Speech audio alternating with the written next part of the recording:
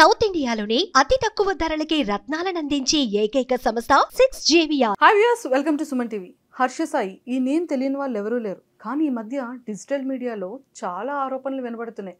కానీ అవన్నీ నిజాలా లేకపోతే నిజంగానే ఆరోపణలా, ఇవన్నీ తెలుసుకోవాలి అంటే డైరెక్ట్ మనం హర్ష సాయి గారితో మాట్లాడితేనే వీటన్నిటికీ ఆన్సర్ దొరుకుతుంది. హలో హర్ష సాయి గారు. హాయ్ అండి. సో నేను కొన్ని క్వశ్చన్స్ అడుగుతా. అంటే ఇవన్నీ జనాల్లో కొన్ని క్వశ్చన్స్ ఆల్రెడీ స్టార్ట్ అయిపోయాయి. ఓకే. చాలా కమెంట్స్ లో కూడా నేను చదివాను. సో మరి జనాల యొక్క కమెంట్స్, వాళ్ళ యొక్క క్వశ్చన్స్ అన్ని మీకు స్ట్రైట్ వేలో అడుగుతా. మీరు జెన్యూన్ గా ఆన్సర్ చెప్తారా? జెన్యూన్ గా ఆన్సర్ చెప్తా. First question please. Harsha Sai betting apps ని ప్రమోట్ చేయడం అనేది అది చాలా పెద్ద ఆరోపణగా ఇప్పుడు అంతా వినపడుతుంది. అది ఎంతవరకు కరెక్ట్ అంటారు? అది మీరు చేయడం కరెక్టేనా? నేను మిమ్మల్ని ఒక క్వశ్చన్ అడుగుతాను అనుకోండి. ఏంటంటే బేసిక్గా మీరు టిక్ టాక్ అన్న యాప్ని వాడారా? ఎస్. మీకు ఇష్టమేనా అది? ఓకే. ఆ బ్యాన్ అయిన టిక్ టాక్ని ఇప్పుడు వాడలేకపోతున్నా. కానీ భారతదేశంలో నలుమూలల యువత ఎందుకు బెట్టింగ్ని ఆడగలుగుతుంది? ఏ బెట్టింగ్ అన్నది ఇల్లీగల్ కదా. ఇక్కడే ఒక కిటుకు ఉంది. ఏ సమస్యకైనా సమాధానం దాని మూల కారణం ఏంటి అన్నది కనిపెట్టడంలో ఉంది. ఇప్పుడు బెట్టింగ్ అన్న సమస్యని అరికట్టాలంటే ఏం చేయాలి తెలుసా? భారతదేశంలో ఆ బెట్టింగ్ యాప్లు ఓపెన్ అవ్వకుండా దాన్ని తీవ్రంగా బ్యాన్ చేయాలి. ఎందుకంటే మీకు ఇంకొక సింపుల్ ఎనాలజీ చెప్తా. ఇప్పుడు ఒకరు ప్రమోట్ చేశారు, ఆయన ప్రమోషన్ ఆపారు అనుకోండి, ఇంకొకరు చేస్తారు. వాళ్ళందరూ ప్రమోషన్ కూడా ఆపితే డైరెక్ట్గా యూట్యూబ్లో 5 సెకండ్స్ యాడ్ ఉందో చూసారా, దాని ముందు ప్లే అయిపోతున్నాయి. లేదా ఇన్స్టాగ్రామ్ స్టోరీస్లో స్క్రోల్ చేస్తుంటే ప్లే అయిపోతున్నాయి. సో ఇక్కడ ప్రమోట్ చేయడం అన్నది మనం అందరం ఒక సమస్యగా చూస్తున్నాం. కానీ దాని రూట్ కాజ్, దాని మూల కారణం వచ్చి ఏంటంటే అది ప్రాపర్గా బ్యాన్ అవ్వట్లేదు, అవి ఇంకా ఫంక్షన్ అవుతుంది. మరి దాని గురించి ఫస్ట్ దాన్ని అరికట్టినప్పుడు బెట్టింగ్ని ఎవరైనా ప్రమోట్ చేయాలన్నా అవ్వదు, ఆడడం అవ్వదు, ఆపరేట్ కూడా అవ్వదు. మొత్తంగా ఫుల్ స్టాప్ పడిపోతుంది. కానీ ఇప్పుడు క్వశ్చన్ ఏంటంటే టిక్ టాక్ లాంటి యాప్స్ బ్యాన్ అయిపోయి ఎవరు వాడడం అవ్వట్లేదు, కానీ ఇంకా స్టిల్ ఈ బెట్టింగ్ని ఎందుకు వాడడం అవుతుంది అన్నది. దీనికి ఏమైనా మీ దగ్గర సమాధానం ఉందా? అంటే కొన్ని పర్మిషన్స్, లైసెన్స్ ఉన్న వాటిని ఉంచుతున్నారు, కొన్ని వాటిని బ్యాన్ చేస్తున్నారు. వీళ్ళు ఏం చేస్తున్నారంటే సిస్టంలో ఉన్న లూప్స్ని వాడి ఆపరేట్ చేస్తున్నారు. వీళ్ళు ఎవరు చేసినా చేయకపోయినా అది ఫంక్షనల్ అయ్యేలా చేస్తున్నారు. మీకు ఒక చిన్న ఎగ్జాంపుల్ చెప్తాను. నేను చేసినవి ఇంటర్నెట్లో మీరు చూసిన సెలబ్రిటీలు అందరితో పోల్చుకుంటే నేను చేసినవి చాలా తక్కువ, చాలా చాలా తక్కువ. నా దగ్గరికి ఎన్నో బ్రాండ్స్ వస్తూ ఉంటాయి హర్ష సాయితో ఇది చేయాలని. అయితే బ్యానడ్ యాప్స్ లిస్ట్లో ఉన్నవి మేము ఏవి చేయం. అందులో లేకపోతే అది కూడా ఇండైరెక్ట్గా ప్రమోట్ చేస్తాం, డైరెక్ట్గా ఎప్పుడు చేయం. మీ ఆసక్తి బట్టి మాత్రమే. జాగ్రత్త అన్నది ముఖ్యం, బాధ్యత అన్నది ముఖ్యం, ఇలాంటి వార్నింగ్లు ఇస్తూనే చేస్తాం. సో ఇప్పుడు మేము చేయలేదు అనుకుందాం, ఏమవుతుందో తెలుసా? ఆ బడ్జెట్ మాకు ఏదైతే ఉందో కేటాయించే బడ్జెట్ వేరే 10 మంది క్రియేటర్స్కి డిస్ట్రిబ్యూట్ అవుతుంది. వాళ్ళైతే మాలా చెప్పరు. వాళ్ళకు ఒక స్క్రిప్ట్ ఇస్తారు, ఇదే విధంగా చెప్పండి, మేము ఇల్లులు కట్టుకున్నాం, కార్లు కొనుక్కున్నాం అని. ఇంకొంతమంది ఇర్రెస్పాన్సిబుల్గా ఏదో టెలిగ్రామ్ లింకుల్ని క్రియేట్ చేసి అందరినీ అక్కడికి రప్పించి బలవంతంగా ఆడిస్తున్నారట. అంటే టెలిగ్రామ్ ఇంకొంతమంది ఏంచి వాళ్ళ డబ్బుల్ని తీసుకొని గాల్లో ఇసిరి ఏవో స్టంట్లు చేసి ఇలా ఆడితేనే వస్తున్నాయి అన్నట్టు అంటున్నారంట. సో ఇక్కడ మీరు ఆలోచించండి, క్లియర్గా ఆలోచించండి. ఇప్పుడు నా దగ్గరకు వచ్చింది, నేను వదిలేసాను అనుకోండి, మేము చాలా బాధ్యతగా చేస్తాం. ఈ 10 మంది చేయడం వల్ల ఆడేవాళ్ళ సంఖ్య దారుణంగా పెరుగుతుంది. మేము చేయడం వల్ల బేసిక్గా ఇప్పుడు వరకు ఆ సంఖ్యను తగ్గించగలిగాం. అండ్ దాని నుంచి వచ్చిన డబ్బులు 4 మంచి పనులు చేయడానికి వినియోగించాం. సో ఇలాంటి పాయింట్ని మీరు కనుక క్లియర్గా అండర్స్టాండ్ చేసుకున్నట్టయితే మేము చేయకపోవడమే పెద్ద తప్పు చేసిన వాళ్ళం అవుతాం. ఎందుకంటే అది ఇలాంటి మిస్యూజ్ చేసే వాళ్ళ చేత ఏదైతే మేము తీవ్రంగా ఖండించేది ఏదైతే ఉందో వాళ్ళకి వెళ్తుంది. కాబట్టి అలా మా ఫ్యాన్ పేజీలకు కూడా అలాగే ఇచ్చారు.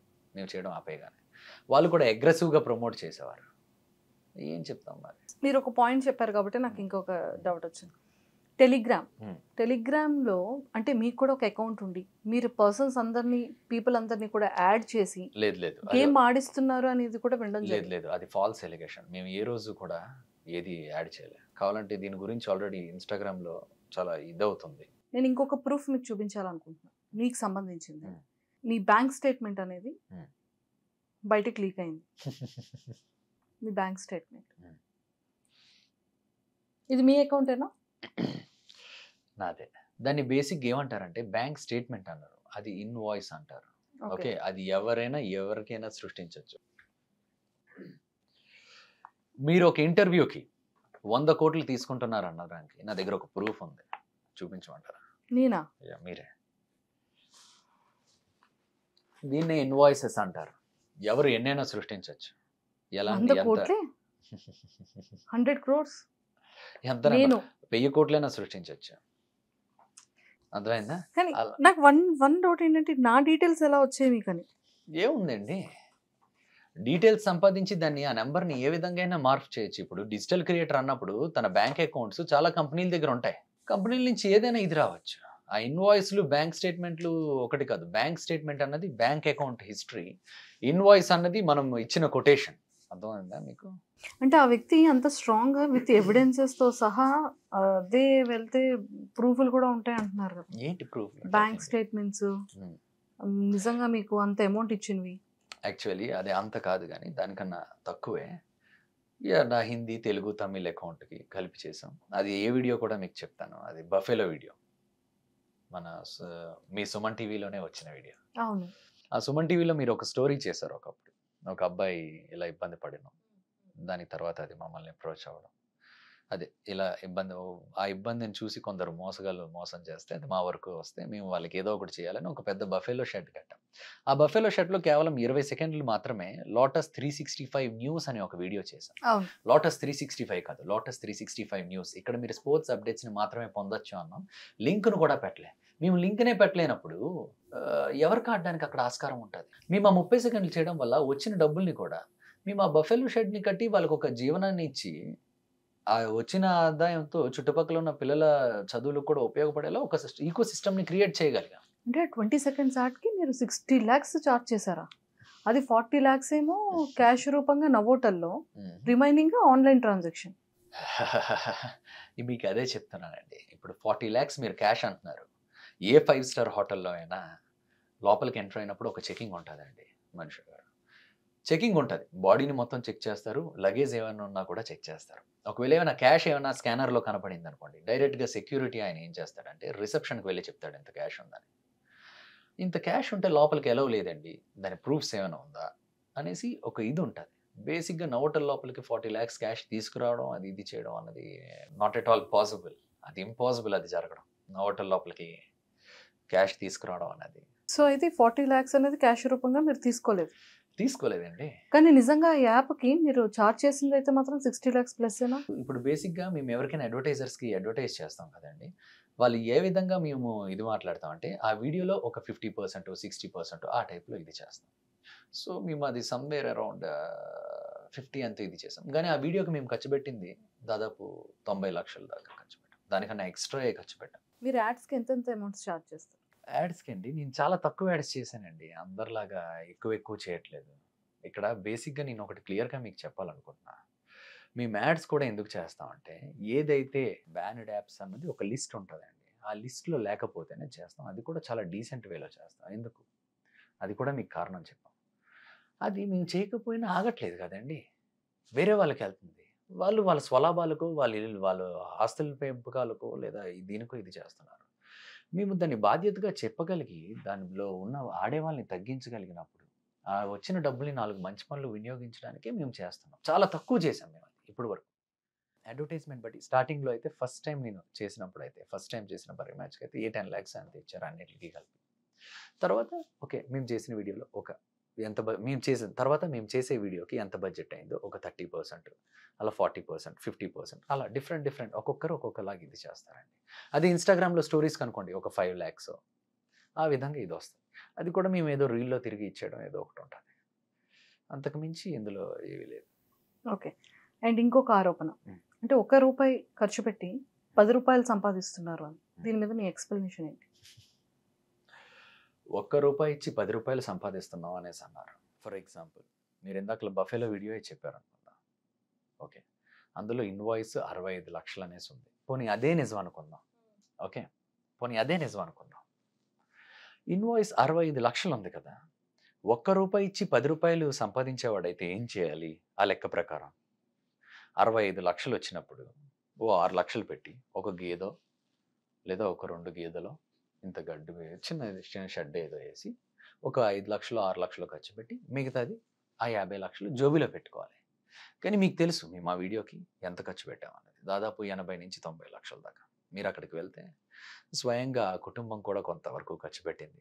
మిగతాది అక్కడ పనిచేసే కార్మికులు అందరికీ డబల్ రేట్లు ఇచ్చి మరి ఇది చేసాం. ఊరంతా అడిగినా చెప్తుంది. మీ దగ్గర ఎవరైతే వర్కర్స్ ఉంటారో, వర్క్ చేస్తారో మీతో పాటు ఉన్న వాళ్ళకి ఒక్కొక్క పర్సన్ మీద 15 to 20 బ్యాంక్ అకౌంట్స్ ఉన్నాయి అంటున్నారు. నిజమేనా? ఒక మనిషికి ఒక పాన్ కార్డు ఉంటుందండి. దాని కింద ఎన్ని అకౌంట్లు ఉన్నా ఆయన పేరు కింద చూపిస్తుంది ఎంత డబ్బులున్నా. రెండోది, నా దగ్గర పనిచేసే వాళ్ళు ఎవరు సామాన్యమైన వ్యక్తులు, మధ్యతరగతి కన్నా తక్కువ కుటుంబం వ్యక్తులు, వాళ్ళ మీద కూడా ఆఖరికి ఈరోజు నేను మాట్లాడుతున్న దానికి వన్ ఆఫ్ ద రీజన్ కూడా అదే. వాళ్ళు వీధిలో తెలుసు హర్ష సాయి దగ్గర పనిచేస్తున్నారని. ఏంటి మీరు మాఫియా అంట అనేసి ఎవరైనా అంటే వాళ్ళు ఎంత బాధపడతారు అన్నది నాకు తెలుసు. ఎందుకంటే మీ అందరం కూడా ఈ రోజు దాకా ఏ ఆస్తులు పోగొట్టుకోవాలనో డబ్బులు సంపాదించుకోవాలని ఇది చేయలే. 4 మంచి పనులు చేయాలని ఇది చేసాం. కష్టపడి సర్వే చేసింది కూడా వాళ్ళు. హర్ష గారు, ఇంకొక క్వశ్చన్. ఫల్క్నమ్ ప్యాలెస్ కానీ, బార్బర్ కానీ, బఫెలోది కానీ, పిల్లలది కానీ, ఈ వీడియోస్ అన్నీ కూడా ఫేక్ అంటున్నారు. వాళ్ళందరూ పెయిడ్ ఆర్టిస్టులు అంటున్నారు. మీరు చేసే ఏ వీడియో కూడా కరెక్ట్ నిజం కాదంటున్నారు. దీని మీద మీ ఎక్స్ప్లెనేషన్? ఇలాంటి ఆరోపణలు గతంలోనే వచ్చాయి, ఇప్పుడు కూడా వచ్చాయి.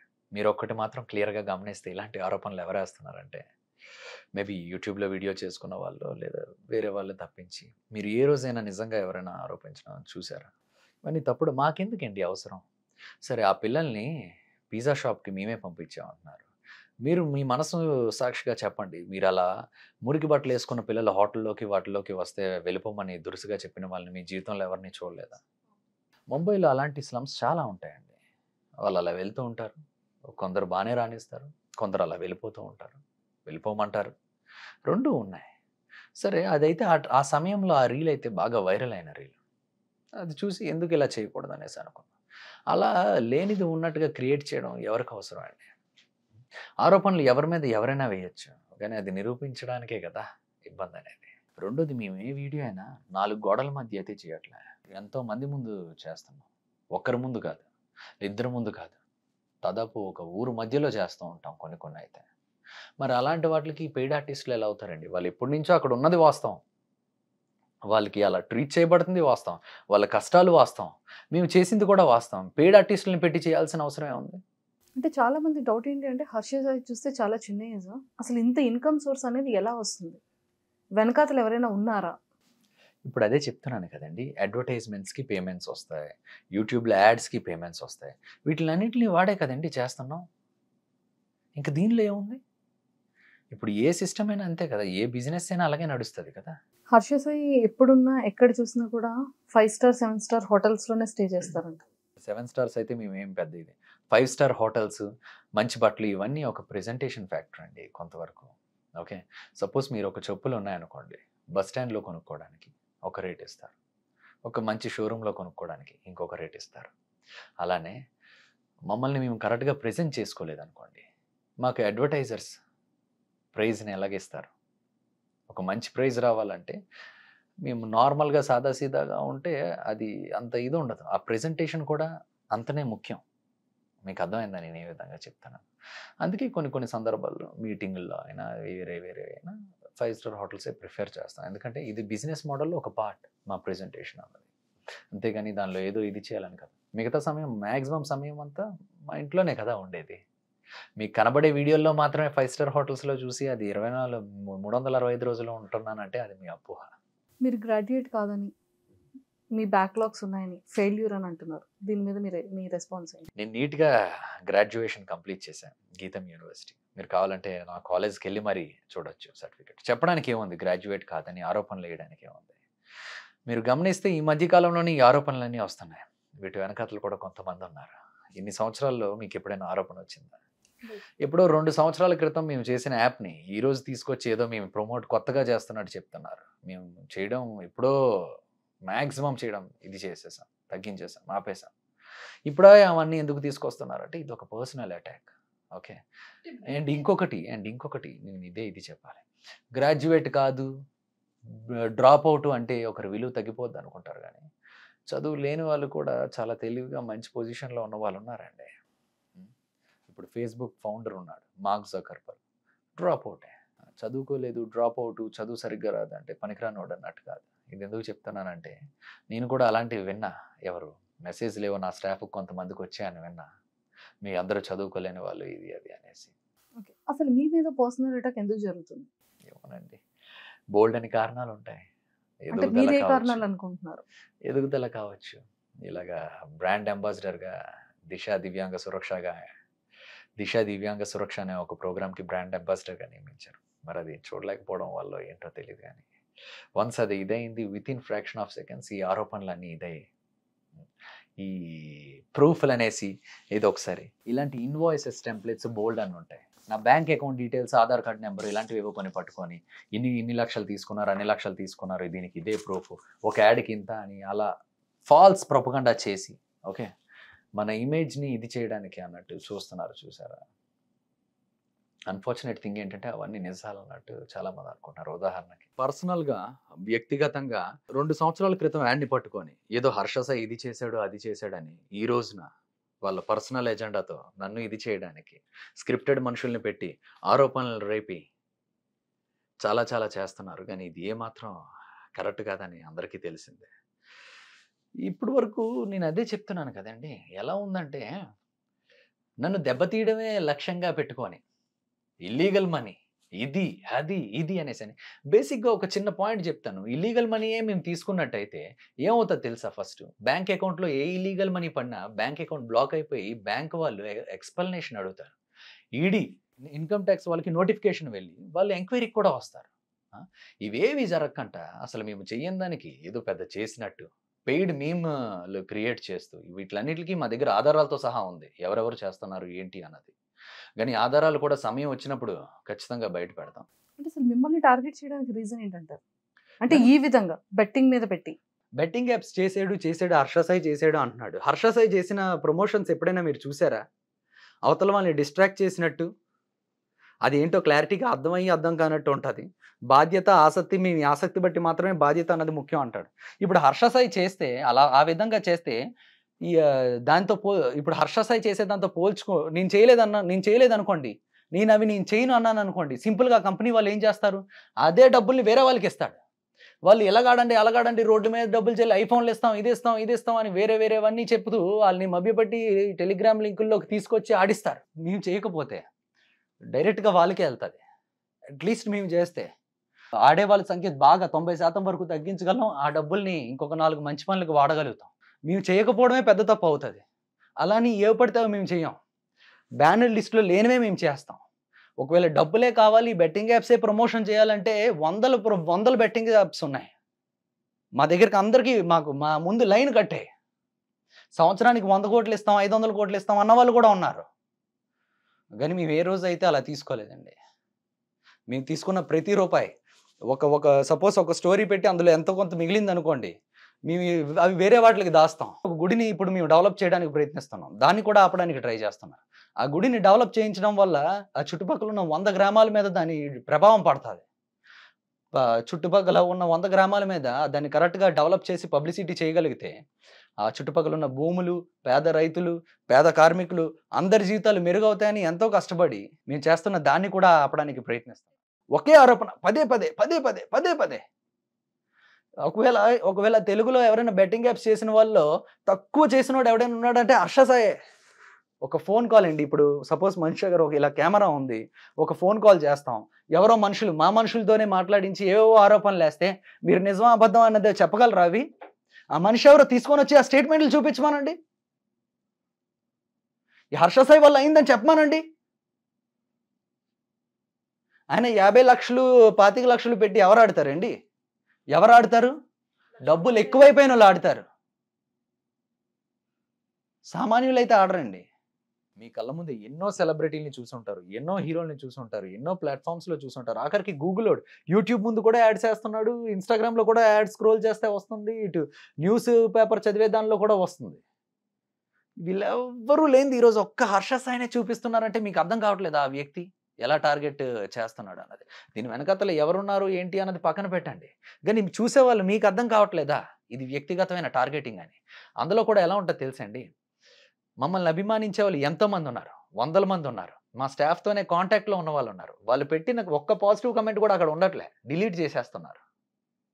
ఓన్లీ ఫేక్ జనరేటెడ్ కమెంట్స్ని మాత్రమే ఉంచుతున్నారు. అంటే ఇది ఒక పక్కా ప్లాన్ అన్నట్టు హర్ష సాయిని డ్యామేజ్ చేయడానికి. కానీ అది ఎంతకాలం అవుతుంది? అంటే ఇంత ఆరోపణలు చేస్తున్నారు కదా, లీగల్గా మీరు ఏం ప్రొసీడ్ అవ్వట్లేదా? మీకు అదే చెప్తున్నానండి, లీగల్గా ప్రొసీడ్ అవ్వడానికి ఆరోపణలు కదా. ఏమని ప్రొసీడ్ అవుతాం వాళ్ళ మీద? ఎవరిని ఇబ్బంది పెట్టడం మా ఉద్దేశం కాదండి. అలా పెట్టాలనుకుంటే ఇన్ని లక్షలు సంపాదిస్తున్న హర్ష సాయి తిరిగి ఏవి చేయలేడా?